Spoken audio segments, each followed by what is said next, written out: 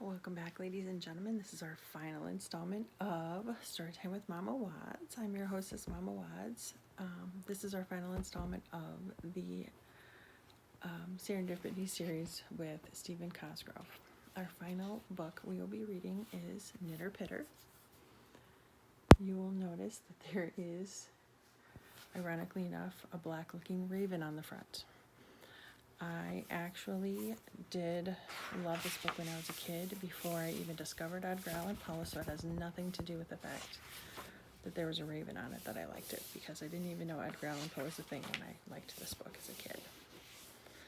Alright, let's get to it. In a burst of sunrise wonder, dawn is born of another day in the meadows of your mind. There are birds of all sorts singing and winging in the early light, and all the other animals that live in the meadow begin the day by blinking the mist of morning from their eyes.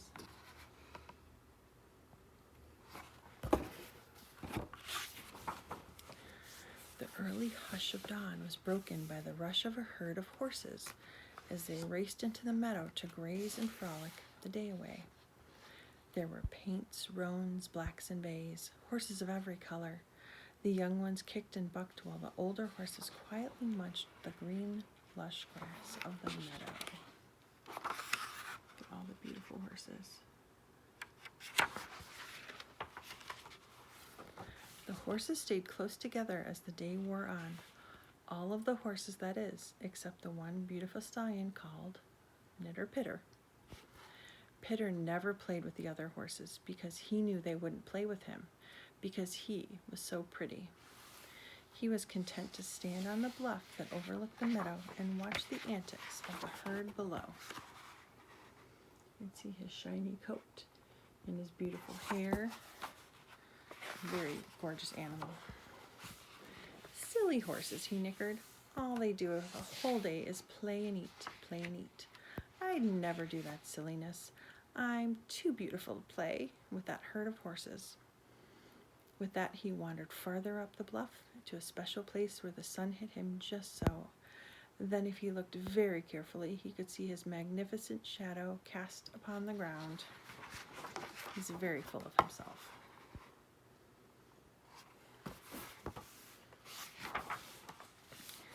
There were times when Nitter Pitter would grow tired of looking at a shadow and would seek other ways to see himself. Almost every day he would rub his soft, silky fur against a rock until it became so shiny that he could see his own reflection. But his favorite of pastimes was to stand near the pond at the end of the meadow and gaze for hours at his mirrored image of his beauty in the water.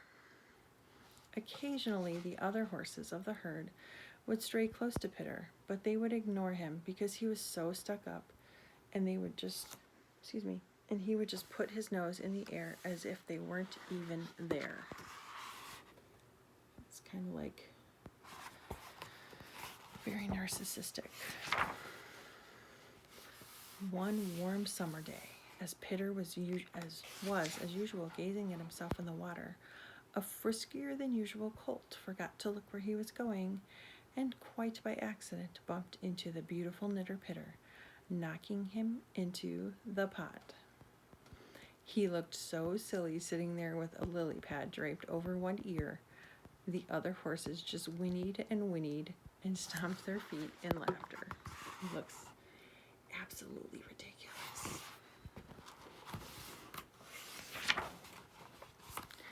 With a lurch and a leap, Pitter jumped from the water as the other horses ran back to the pasture-land meadow. Dumb old horses, he thought as he tried to shake himself dry. They shouldn't laugh at me. Why, I'm the most beautiful horse they've ever seen. He sulked around in the sunshine and tried to get dry, but he was so wet that the water seemed to cling to him like a sponge. So with an oomph, he lay down in the sand at the edge of the pond and rolled and rolled and rolled until he was dry.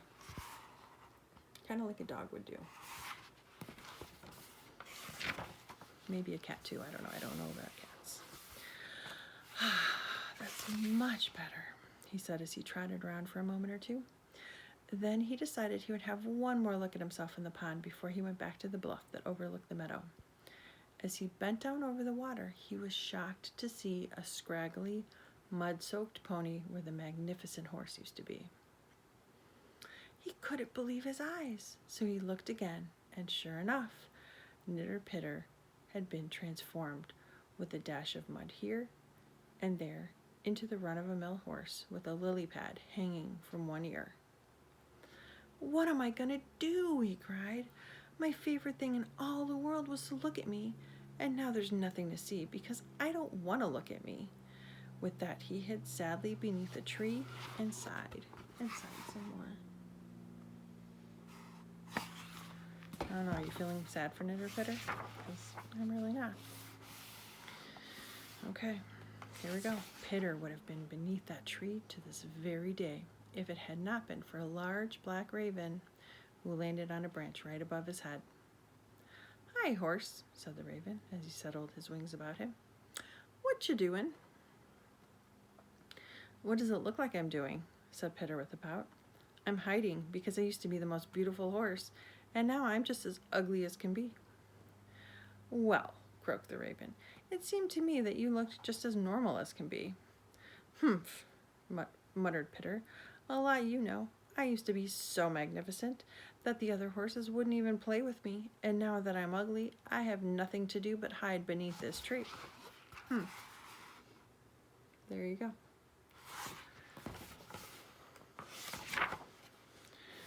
The raven thought for a moment or two and then cawed a little cough and said, "I'll bet you that if you went right now and tried to play with the other horses, they wouldn't even know who you were, and probably wouldn't care who you are. Then you wouldn't have to hide anymore." Pitter looked at the raven and mulled it around in his mind and then decided to give it a try. There we go, just like the cover of the book. He shyly ambled out into the meadow, and at first the other horses just ignored him. Nitter Pitter was just about to give up when one of the other horses dashed by him, nipped him on the shoulder, and shouted, "Tag, you're it." Pitter was so shocked at being invited to play that he just stood there for a moment. Then with a whinny, he set out at a gallop to tag another horse. And he made a friend.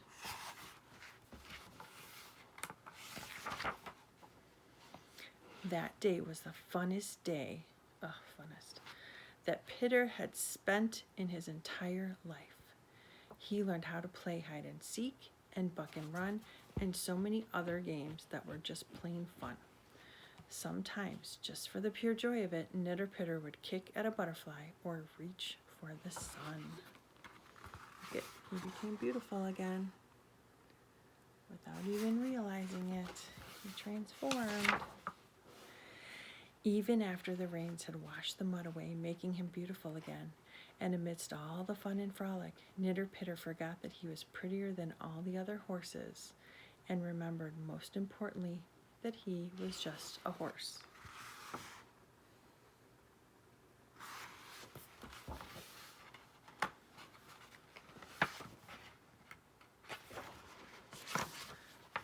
When you look into the mirror in the meadows of your mind, remember Nitter Pitter and the lesson he had to find. All right, ladies and gentlemen, this was Nitter Pitter by Stephen Cosgrove. I hope you have enjoyed the Serendipity series. I did really enjoy reading it to you as it was part of my childhood growing up. Yeah, that's about it. Enjoy your evening. Hopefully you will be able to watch some of these videos or at least read through the stories on the PDF files, and we'll talk to you soon. Have a great night. See ya.